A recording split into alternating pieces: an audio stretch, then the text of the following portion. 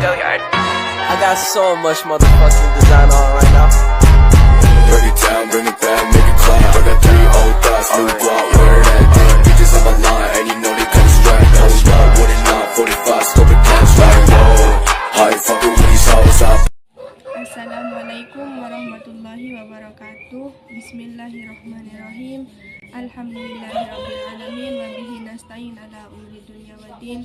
Assalatu wassalamu ala asrafil anbiya'i wal mursalin Sayyidina Muhammadin wa ala alihi wa sahbihi ajma'in, amma ba'du. Yang terhormat dosen pengampu mata kuliah filsafat Islam, yakni Bapak Ahmad Fajarus Shodiq MAG.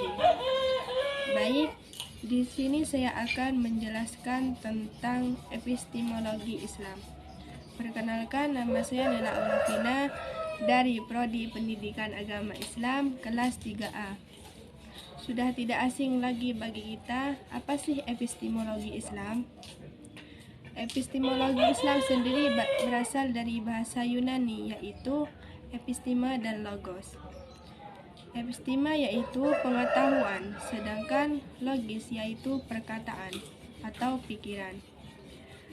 Maka harfiah episteme berarti pengetahuan sebagai upaya untuk menempatkan sesuatu dalam kedudukan. Epistemologi ini kadang juga disebut teori pengetahuan, the of knowledge.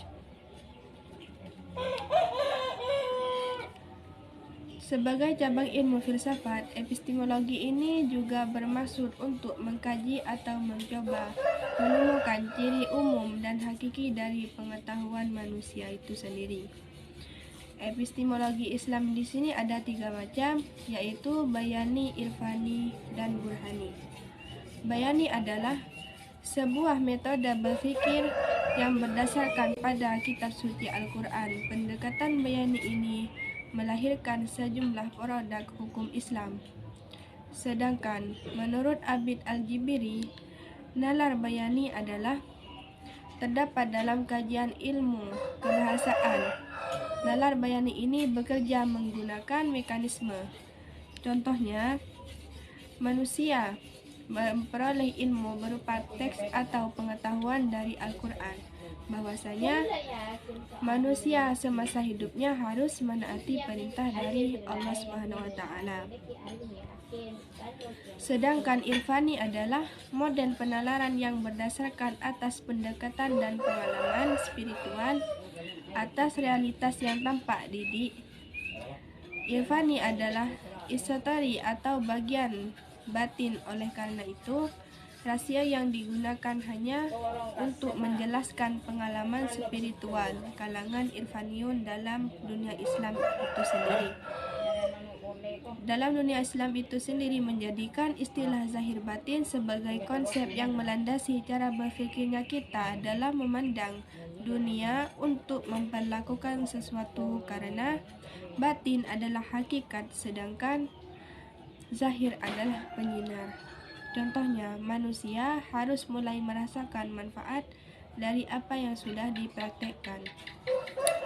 Dan burhani adalah kerangka berpikir yang tidak didasarkan atas teks suci maupun pengalaman spiritual, melainkan berdasarkan keruntutan logika kebenaran dalam spekulatif metodologi ini, persis seperti yang diperagakan metodologi keilmuan Yunani yang landasannya murni pada kerja empirik manusia. Mempraktikkan dari apa yang telah kita pelajari dan dipahami dari apa yang diperintahkan oleh Allah SWT dengan cara menjaga kesehatan kita dan merawat kebersihan semasa hidup kita. Contoh kecilnya yaitu menjaga kesehatan dengan cara makan teratur dan berhati-hati dalam melakukan segala hal. Menurut Al-Jibiri, epistemologi burhani merupakan cara berpikir masyarakat Arab yang bertumpu pada kekuatan natural manusia, yaitu pengalaman empirik dan menilai akal dalam mendapatkan pengetahuan tentang segala sesuatu. Sebuah pengetahuan bertumpu pada hubungan sebab akibat. Cara berfikir seperti ini tidak dapat dilepaskan dari pengaruh gaya logika Aristoteles. Nalar burhani masuk pertama kali dalam peradaban Arab Islam, dibawa oleh Al-Kindi melalui sebuah tulisannya yaitu Al-Falsafah Al-Ula, sebuah tulisan tentang filsafat yang disadur dari filsafatnya Aristoteles. Al-Kindi menghadiahkan tulisan ini kepada Khalifah Al-Ma'mun pada tahun 2018 Hijriah sampai 227 Hijriah. Di dalam Al-Falsafah Al-Ula, Al-Kindi menegaskan bahwa filsafat merupakan Islam pengetahuan manusia yang menempati posisi paling tinggi dan paling agung. Oleh karena itu, dengannya hakikat segala sesuatu dapat diketahui melalui tulisan itu pula. Al-Kindi menepis keraguan orang-orang yang selama ini menepis dan menolak keberadaan filsafat. Filsafat adalah jalan untuk mengetahui kebenaran. Meskipun Al-Kindi telah berjasa dalam memperkenalkan nalar burhani ke tengah peradaban Arab Islam itu sendiri, namun menurut Abid Al-Jibri, usaha Al-Kindi hanya bersifat parsial. Usaha Al-Kindi dengan menulis Al-Falsafah Al-Ula tidak berada dalam konteks memperkenalkan nalar rasio itu sendiri. Seperti yang dicirikan dalam filsafat Aristoteles, kepentingan Al-Kindi menurut Abid Al-Jibri tidak lain adalah menyerang kalangan fuqaha yang ketika itu menolak mati-matian, karena usaha yang dilakukan oleh Al-Kindi merupakan sekedar usaha yang pragmatis. Dapat disimpulkan bahwa epistemologi Islam pengetahuan tidak lepas dari tiga hal, yaitu mendasarkan pada akal rasionalis, data konkret empiris, dan mengkompromikan akal dan pengalaman itu sendiri. Bahwasanya pengetahuan merupakan produk bahkan konstruk akal pikiran manusia dan bukan hanya hasil dari penampakan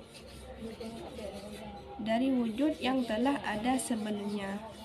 Karena ilmu pengetahuan terkait dengan fenomena yang harus ditangkap melalui pengalaman dan kecerdasan akal. Mungkin hanya itu yang bisa saya sampaikan, kurang lebihnya mohon maaf. Wallahul muwaffiq ila aqwamit thoriq. Wassalamualaikum warahmatullahi wabarakatuh.